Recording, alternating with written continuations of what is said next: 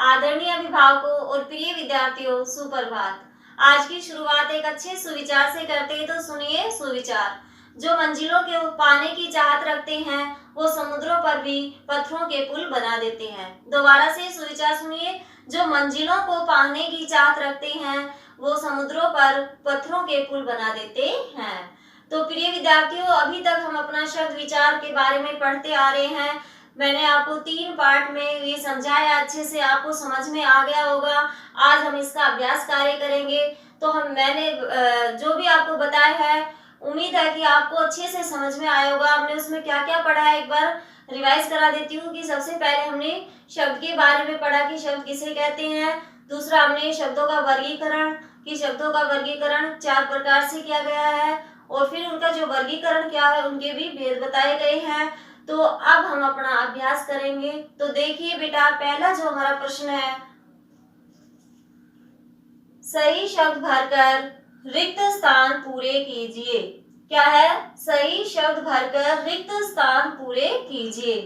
Dash के आधार पर शब्द का एक भेद है रूढ़ शब्द। क्या है एक भेद? रूढ़ शब्द। वो पूछ रहे कि डैश के आधार पर, किसके आधार पर?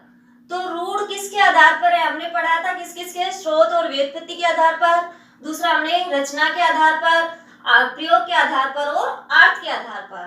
तो हमारे 3 भेद है, जो रूढ़, यौगिक और योग रूढ़। ये किसके आधार पर है? रचना के आधार पर। किसके आधार पर है?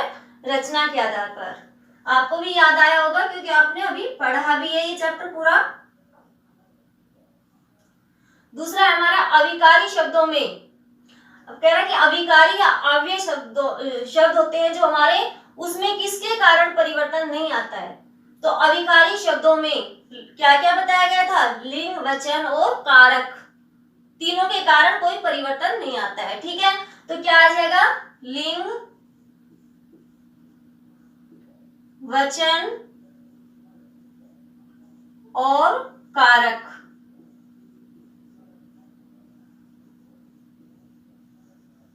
इन तीनों के कारण कोई परिवर्तन नहीं आता है। ठीक है, किसमें नहीं आता है? अविकारी शब्दों में लिंग, वचन और कारक के कारण परिवर्तन नहीं आता है। ठीक है, दूसरा, थर्ड है हमारा, उत्पत्ति के आधार पर शब्द डैश प्रकार के होते हैं। उत्पत्ति के आधार पर कितने प्रकार के होते हैं? जो हमने शुरू में व्युत्पत्ति स्रोत के आधार पर बोला था, कितने प्रकार के होते हैं? 5 प्रकार के। कितने होते हैं? 5। 5 पता होना चाहिए आपको, कौन कौन से होते हैं बेटा? कौन कौन से होते हैं, पता है ना सभी को?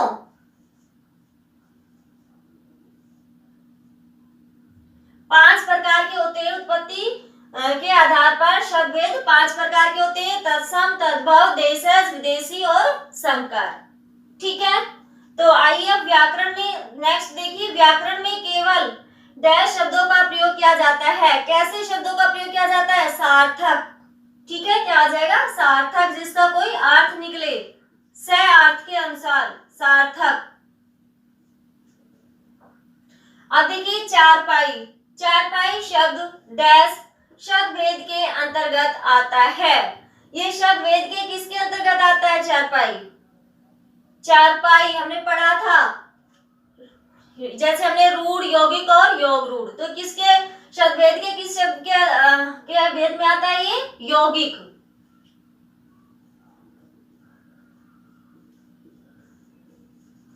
और यौगिक जो हमारा शब्द है, शब्द भेद है, वो किसके आधार पर है? रचना के आधार पर। निम्नलिखित तत्सम शब्दों के तद्भव रूप लिखिए। प्रश्न नंबर 2 है आपका, निम्नलिखित तत्सम शब्दों के तद्भव रूप लिखिए। तद्भव रूप लिखना है बेटा। तत्सम दे रखे हैं, तो मयूर, मयूर का मोर। तद्भव क्या होगा? मोर। दूसरा हमारा दंत, दंत का दांत। लोहो, लोहो का लोहा। धैर्य, धैर्य का धीरज। सर्प, सर्प का सांप। दुग्ध, दूध। दूध, दही दही, बेटा दूध, दूध बना दिया ये मैंने, दूध आएगा, बड़े ऊ की मात्रा आएगी, सॉरी, दूध का दूध, दही दही, सौंदर्य सुंदरता।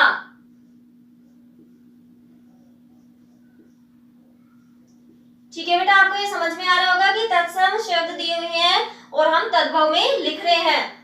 शाक साग, नौका नाव, और जिह्वा जीभ। ठीक है बेटा, अब देखिए प्रश्न नंबर 3 देखिए, निम्नलिखित शब्दों के तत्सम रूप लिखिए। अभी हमने तद्भव रूप लिखा था, अब लिखना है तत्सम। ठीक है, तो देखिए तत्सम लिखना है गांव, ग्राम, खेत, क्षेत्र, पीठ पृष्ठ, पृष्ठम या पृष्ठ हम दोनों लिख सकते हैं इसमें, पृष्ठम या पृष्ठ, लेकिन उस पृष्ठ का फिर हमारा एक तरह से एक पेज भी माना जाता है, लेकिन इसमें हम पृष्ठ मतलब पीठ से ही लेंगे। ठीक है बेटा, साकल सागल, सागल सागल, नींद निद्रा,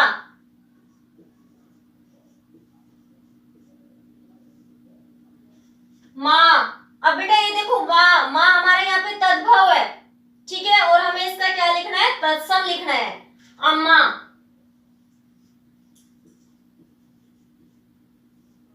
धान धान्यम,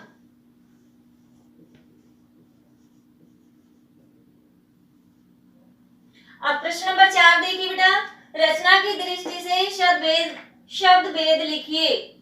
किसकी दृष्टि से लिखना है, रचना की दृष्टि से। ठीक है, तो रचना की दृष्टि से आपको पता होना चाहिए शब्द भेद कौन कौन से होते हैं, रूढ़, यौगिक और योग रूढ़। ठीक है, तो देखिए अब हमें चाय क्या क्या बताया था उसकी परिभाषा आपको पता होना चाहिए, तभी आप इसमें पहचान कर पाओगे।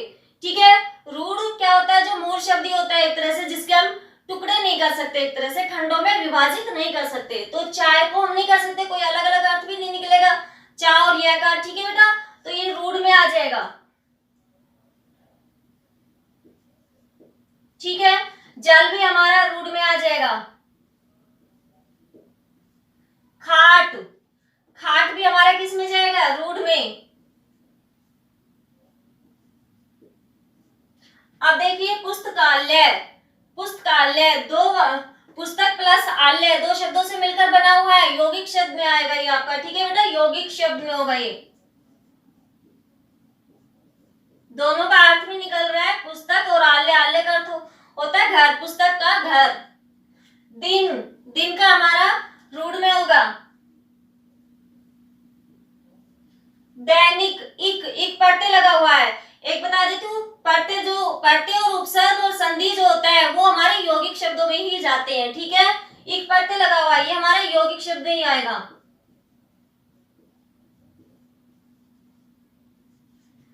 जलस, अब देखिए जल प्लस ज, जल पानी, जय मतलब जन्मा, किस में जाएगा ये हमारा योग रूढ़ में जाएगा। हमारा विशेष अर्थ निकाल रहा है, किसके लिए निकल रहा है, इसमें विशेष अर्थ कमल के लिए निकल रहा है। ठीक है बेटा, तो ये हमारा क्या हो जाएगा, जलज, तो ये योग रूढ़ में लिखेंगे हम।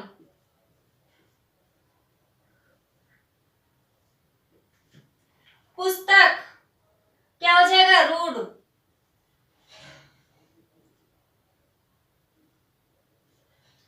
चारपाई यौगिक।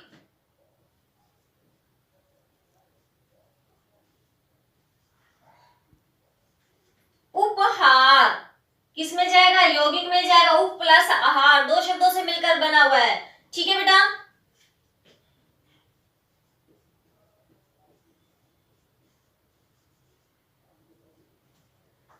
तो बेटा ये आपको समझ में आ गया होगा, ये आपके अभ्यास से संबंधित कुछ मुख्य प्रश्न उत्तर थे, तो ये आपको अच्छे से समझ में आ गया होगा कि कैसे कैसे इनको लिखा गया है, बनाया गया है। ठीक है बेटा, सभी को समझ में आया होगा। धन्यवाद।